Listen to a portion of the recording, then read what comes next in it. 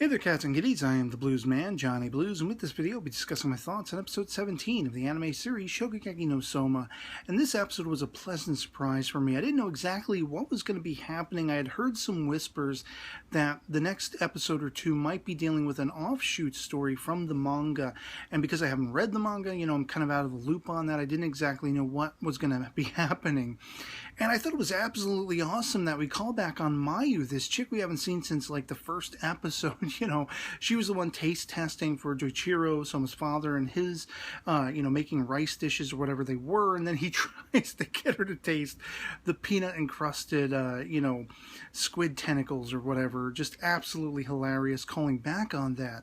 But I love her character from right out of the gate because she's such a relatable character, in that she's feeling much as we all do. They were high school chums or middle school chums, whatever they were, in the same class in any case. And she was crushing on Soma, but she feels very plain and not very special, especially as compared to Soma's own skills in cooking and his culinary mastery.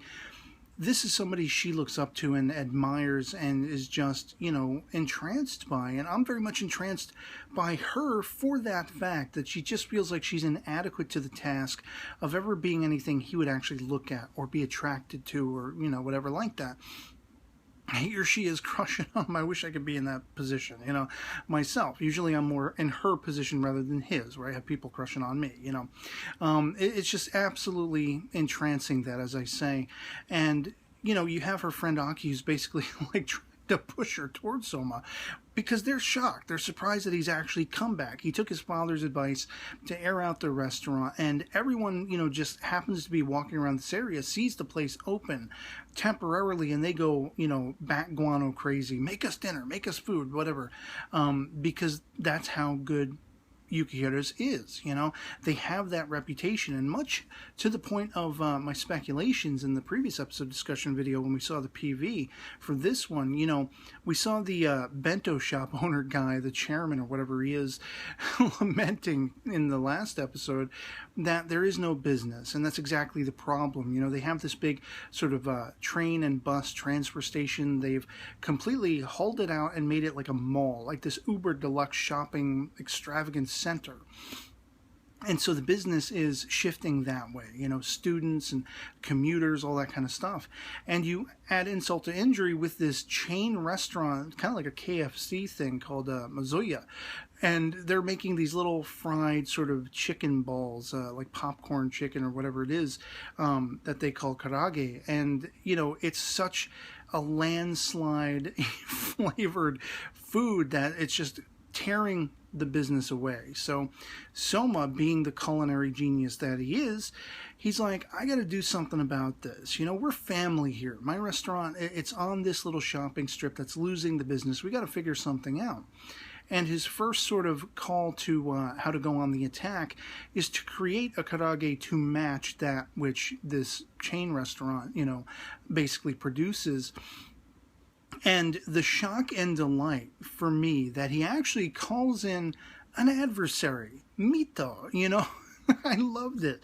I was absolutely flabbergasted, and I was just like fist pumping because this completely caught me off guard. To call in an adversary, somebody you're going to be competing against. But not only that, the fact that she actually willingly, she's bored out of her mind, she has nothing to do on break. This is going to give her an excursion. And then when she arrives, she's kind of jealous about the fact that you have Mayu sitting over here being the official taste tester. Her friend Aki has pushed her into this position to taste test whatever the karages, the different recipes they're going to create to go on the attack. And I just love that. The dynamic, there's an adversarial dynamic by proxy between, of course, Mito and Mayu because of this. They're both gauging each other, is this what Soma prefers in a woman, the sort of who considers herself to be plain and not very attractive, or the movie star model, well endowed and all that kind of stuff, and kind of the Archie Comics thing, the Betty and Veronica thing going on here. And Soma couldn't be the more oblivious. All he's thinking about is the food and cooking the food, checking out enemy territory, as he says, and whatever like that. So they go. They go to this place once Mito has arrived, Mizuya's, and try to get a taste of the karage, and they end up running into the chairman, you know, kind of pulling a thing from Fantastic Four with the trench coat and the hat and the glasses, trying to fit in and keep disguised. But it seems like this Mizuya woman who owns the, you know, the chain or whatever, she recognizes him, and I guess this is meant to imply that he's been there before. I don't know. Maybe he's done this before, and she knows who he is, or at least they've scouted out this region, you know, how to basically take it down a peg by moving in there and getting a lay of the land and who's going to be operating businesses locally. So it could be that as far as how they're familiar with him.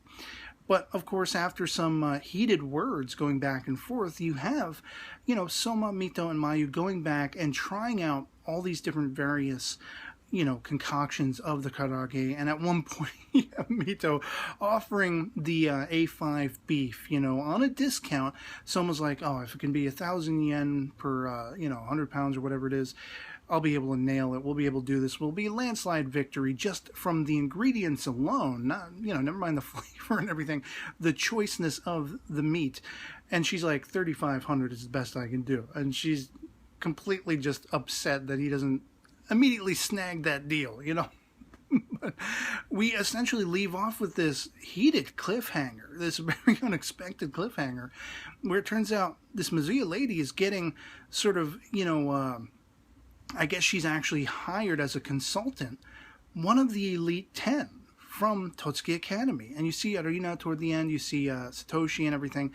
They're going to have a meeting, and they're going to start the deliberations on who they're going to cull for, you know, the autumn elections, fall elections, whatever you want to call it.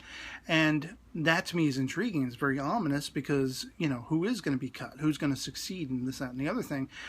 But it's just so, I'm so uber stoked of Soma, Mito, an adversary, working together for this common cause of trying to help the underdog, the little guy in his little shopping strip community that has lost so much business. And I'm just going to go out on a limb and assume that they will win the day, that they will affect some positive change and bring some of the business back, because, of course, you know, you have Mayu suggesting utilize what we have on hand, utilize the scenario of where we're located and everything.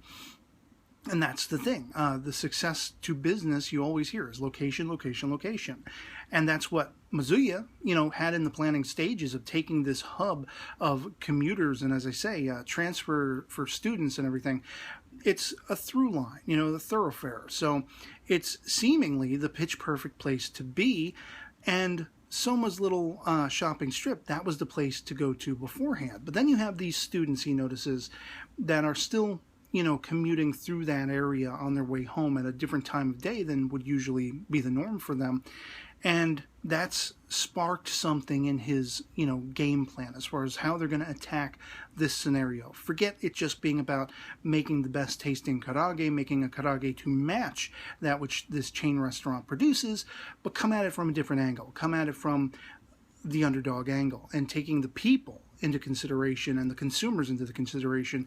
So I'm championing him blowing this Mizuya chain out of the water, and I can't wait to see what happens. I love this little offshoot excursion of a story, and I can't wait to see how it unfolds. I'd love to hear from you guys in the comments below. If you're familiar with the story, please no spoilers, but if you have speculations to offer as far as how you think this is going to play out and you're not familiar with the turnout and everything like that, let me know in the comments below what you thought of it and what you think is going to happen. And if you didn't happen to like the episode, let me know in the comments below why not. You know, I love having the conversation with you guys. Anything goes, as I say, as long as it isn't spoilery material. And so, yeah, otherwise that'll be pretty much it for me on this. Can't wait for the next one. Hope this video finds you well, and I'll catch you all later. Peace.